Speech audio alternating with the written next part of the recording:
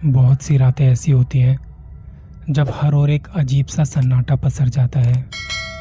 कुछ अलग और असाधारण सा हम आसपास महसूस करने लगते हैं। चांद का खिंचाव भी उस रात बाकी रातों से ज्यादा हो जाता है और उस रात में काली शक्तियां किसी कमजोर इंसान की तलाश में लग जाती हैं जिन पर वो हावी हो सके।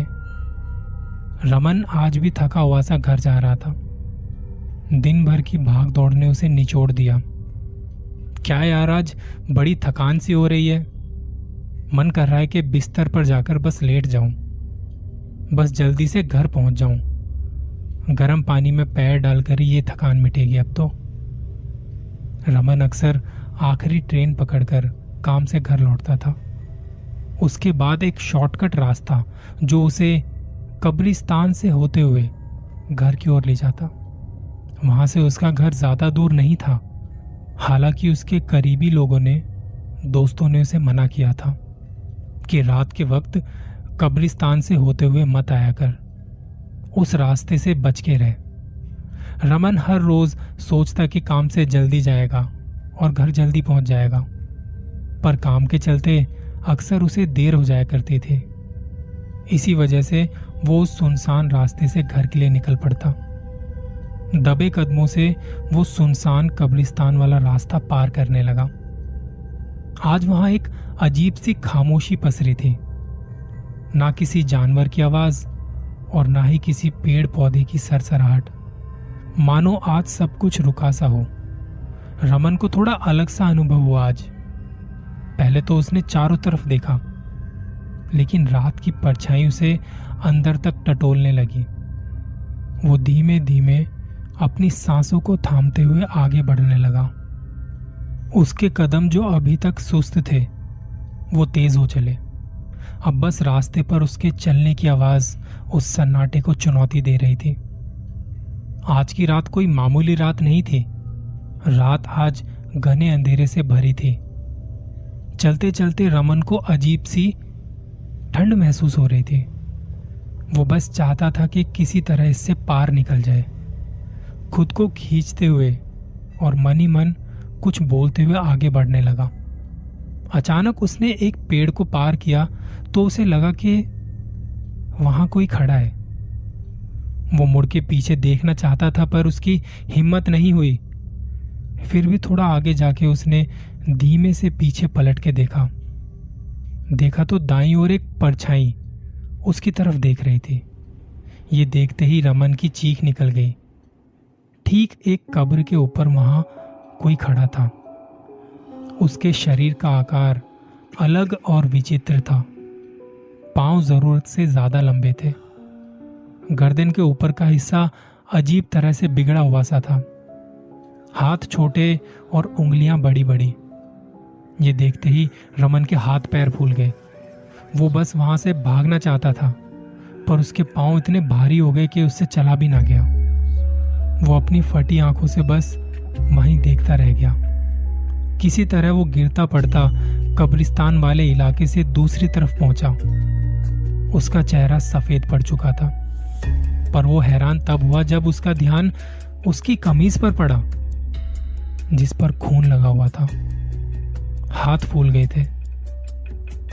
हड़बड़ी में उसने घर का ताला खोला और दरवाजे को अंदर से बंद कर लिया। बड़ी मुश्किल से उसने अपने शरीर से खून को साफ किया। पानी जैसे जैसे उसके शरीर से नीचे जाता, वो लाल के साथ साथ काला हो जाता। थोड़ी देर में रमन को महसूस हुआ कि उसे गर्मी कुछ ज्यादा ही लग रही है। उसने फ्रिज के ठंडे पानी से खुद को राहत पहुंचाने की कोशिश की। भूख लगने लगी थी उसे, पर 2 घंटे तक लगातार खाते खाते जब उसकी भूख नहीं मिटी तो वो छटपटाने लगा। उसे समझ आ गया था कि उसके शरीर में बदलाव हो रहे हैं, पर कैसे, उसे इसका जरा भी अंदाजा नहीं था। उस रात रमन चिल्लाता रहा, ऐसा दर्द जो असहनीय था। अगले 3 दिनों तक रमन घर में ही रहा।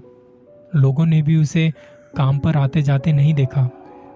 कुछ लोगों का तो ये भी कहना था कि उन्होंने रमन के घर से देर रात कुछ डरा देने वाली आवाजें भी सुनी है। हरीश और सुशील उसके पड़ोसी थे।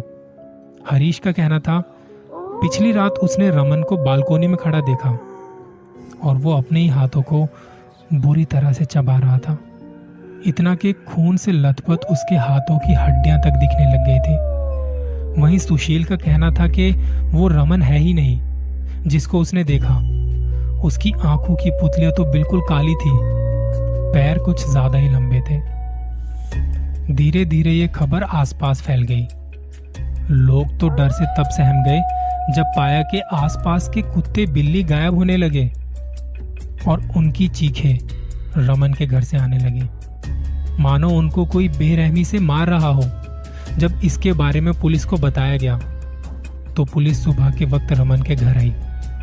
उसका पूरा घर खून से लथपथ था। दीवारों पर ताजा खून के निशान थे। अनेकों जानवरों के कटे फटे शरीर और उसके टुकड़े वहां पड़े थे जिनसे बदबू आ रही थी। उसकी बालकोनी में हड्डियों की भरमार थी। ऐसा नजारा किसी को भी अंदर तक हिला देने के लिए काफी था।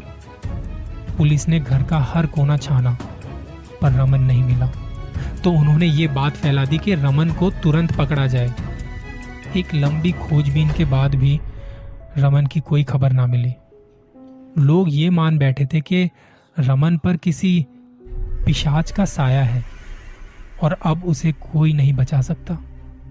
एक होनहार पुलिस इंस्पेक्टर के हाथ जब ये केस आया तो उन्होंने एक डॉक्टर की मदद मांगी।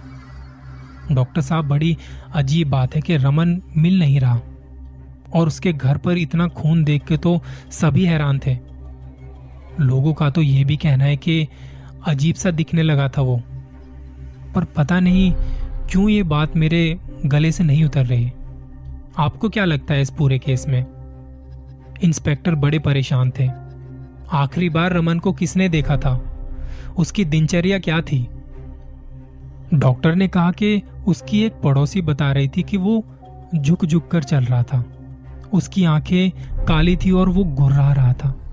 उसके हाथ में एक कौवा था और देखते ही देखते उसे वो कच्चा चबा गया। अगर दिनचर्या की बात करें तो वो सुबह काम पर निकल जाता था और अक्सर देर रात घर लौटता था। कुछ लोग बता रहे थे कि वो एक शॉर्टकट रास्ता लेता था जो कब्रिस्तान से होता हुआ जाता है। हालांकि उस रास्ते से कोई आता जाता नहीं है। ये सुन के डॉक्टर कुछ देर चुप रहे, फिर बोले, कुछ दिन पहले चंद्रमा पूरे जोश में था। ऐसे में काली शक्तियां ताकतवर हो जाती हैं, पर यह भूत प्रेत का मामला नहीं लग रहा, क्योंकि ऐसा नहीं होता जैसा रमन के साथ हो रहा है। अगर वो उस रात कब्रिस्तान से गुजरा तो जरूर वहीं कुछ ना कुछ हुआ होगा। मुझे लगता है रमन मिलेगा तो वहीं मिलेगा, हमें वहीं चलना चाहिए। डॉक्टर के कहने के बाद कुछ पुलिस वाले वहां पहुंच गए। लगभग 2 घंटे तक उन्होंने कब्रिस्तान का चप्पा चप्पा छाना, पर मायूसी ही हाथ लगी। जब पुलिस वाले वहां से खाली हाथ लौटने लगे तो एक पुरानी कब्र उन्हें उजड़ी सी दिखी। जब उन्होंने उस पर से थोड़ी मिट्टी हटाई तो देखा कि जमीन अंदर तक खुदी है। शायद जो शरीर वहां दफनाया गया था उसके अंश अब वहां नहीं थे। ये बेहद चौंका देने वाली बात थी, बेहद चौंका देने वाली बात। सूचना मिलते ही इंस्पेक्टर मौके पर पहुंच गए। उनकी टीम भी वहां आ चुकी थी। क्या किसी ने कब्र को खोदकर वहां से अवशेष निकाल लिए हैं, या कोई नीचे से कब्र को खोदकर बाहर आया है? डॉक्टर को भी वहां की सारी तस्वीरें दिखाई गई। रमन की अब तक की रिपोर्ट भी उन्हें दी गई। डॉक्टर साहब, हमें नहीं लगता ये कोई आम वारदात है। हालांकि हम लोग इन सब बातों पर विश्वास नहीं करते हैं, पर आगे का रास्ता भी तो नहीं दिखता। क्या लगता है आपको? इंस्पेक्टर इन सब सवालों से घिरे हुए थे। कुछ बातें साफ है, रमन या तो मानसिक रूप से बीमार है या फिर उस पर कोई शक्ति हावी हो गई है। उसके घर में मरे हुए जानवरों का पाया जाना, उसके शारीरिक आकार में परिवर्तन आना और अचानक गायब हो जाना, ये सब एक ही दिशा में इशारा करते हैं। वो जिस रात कब्रिस्तान से गुजरा उस रात कोई ताकतवर शक्ति जरूर निकली होगी। हो सकता है वो लंबे समय से कैद हो और वो रात उसकी आज़ादी की रात थी। लेकिन वो वापस लौटी नहीं, बल्कि उसकी नज़र रमन पर पड़ गई और रमन उससे टकरा गया। फिर वो उसे अपने साथ घर लेकर आ गया। धीरे धीरे वो शक्ति रमन पर हावी होने लगी और जो उसे चाहिए था वो हासिल करने लगी। मांस, खून, उसे जहां से मिलते वो लेने लगी। समय के साथ साथ रमन तो खत्म होने लगा होगा और वो शक्ति अपना रंग दिखाने लगी। जहां तक मेरा मानना है, ठीक 3 दिन बाद वो शक्ति रमन को अपने साथ उसी कब्र तक ले जाएगी, क्योंकि वो बहुत दिनों तक बाहर नहीं रह सकती। उसे वापस लौटना ही होगा, पर उसकी चाहत होगी कि रमन के शरीर को और उसकी आत्मा को भी निगल जाए। इंस्पेक्टर बिना किसी रिएक्शन के बस डॉक्टर की बातों को सुन रहे थे। तो डॉक्टर साहब, रमन को बचाया नहीं जा सकता?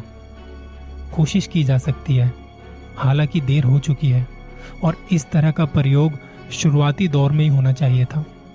हमें उस कब्र में अंदर से पानी भरना होगा, आसपास कुछ जलने वाले पदार्थ रखने होंगे और धागा चाहिए जो हमें चारों तरफ बांधना होगा। जैसे ही रमन उस कब्र की ओर बढ़ेगा, आपको कब्र के अंदर आग लगा देनी होगी। ऐसा करने से हो सकता है कि रमन कुछ देर के लिए ही सही उस शक्ति से मुक्त हो जाए। और जैसे ही ऐसा होगा, ये एक यंत्र आपको बजाना होगा। इससे निकली आवाज उस शक्ति को अपनी दुनिया में जाने पर मजबूर कर देगी।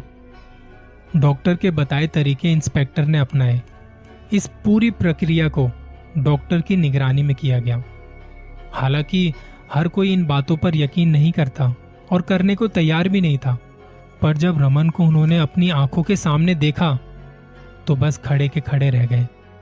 वो रमन नहीं, बल्कि कोई राक्षस लग रहा था। उसकी पीठ बाहर को निकल चुकी थी, सर के बाल झड़ गए थे, दोनों पैर खून से सने हुए थे और उसकी आवाज किसी राक्षस जैसी थी। सच कहें तो शायद वो रमन नहीं था। डॉक्टर समझ चुके थे। उन्होंने तभी इंस्पेक्टर को सब कुछ रोक देने को कहा। कोई कुछ भी नहीं करेगा, ये रमन नहीं है, इसे जाने दो। डॉक्टर ने कहा तो सब रुक गए। वो राक्षस घिसड़ता हुआ कब्र की ओर गया और उसमें गिर गया। तभी डॉक्टर कब्र की तरफ भागे और हाथ में एक कपड़ा जला के उसमें फेंक दिया और पानी होने की वजह से आग बुझ गई। डॉक्टर कब्र के अंदर कूदे और अधमरे से रमन को बाहर निकाला। अब जल्दी से पूरी प्रक्रिया शुरू करो, डॉक्टर इंस्पेक्टर की तरफ देखते हुए चिल्लाए। इंस्पेक्टर तुरंत अपनी हरकत में आ गए और आग जलाकर धागा बांध दिया। फिर वो यंत्र बजा दिया। कुछ ही देर बाद पूरी कब्र को ढक दिया गया। इंस्पेक्टर प्लान में इस बदलाव से हैरान थे। डॉक्टर साहब, आपने देरी करने के लिए क्यों कहा और खुद कब्र से रमन को क्यों निकाला? वो राक्षस पूरी तरह इस दुनिया में आ चुका था और रमन कब्र का हो चुका था। मुझे देखते ही समझ में आ गया था कि उस राक्षस ने रमन की आत्मा को उस कब्र में कैद कर दिया था। अगर हम राक्षस के कब्र में जाने से पहले अपनी प्रक्रिया शुरू कर देते तो राक्षस इसी दुनिया में रह जाता और रमन की आत्मा उस कब्र में फंसी रह जाती। रमन की आत्मा का उसके शरीर से मिलना जरूरी था और जैसे ही ऐसा हुआ, मैंने रमन को बाहर निकाल लिया। रमन को किसी तरह बचाया गया, पर उसकी हड्डियों में इतने बदलाव हो चुके थे कि उसको पूरी तरह ठीक करना अब मुश्किल हो चुका था। हालांकि 4 महीने बाद उसे अस्पताल से डिस्चार्ज किया गया, पर आज भी रह रहकर उसे खून और मांस की चाह होती है। उसे लगता है कि कोई उसका हिस्सा उससे मांग रहा है। रमन वापस उस रास्ते पर कभी नहीं गया, पर रुक रुक कर खबर आती है कि उस कब्रिस्तान के रास्ते आज भी कोई साया नजर आता है और जो शायद इंतजार कर रहा है अपने अगले शिकार का।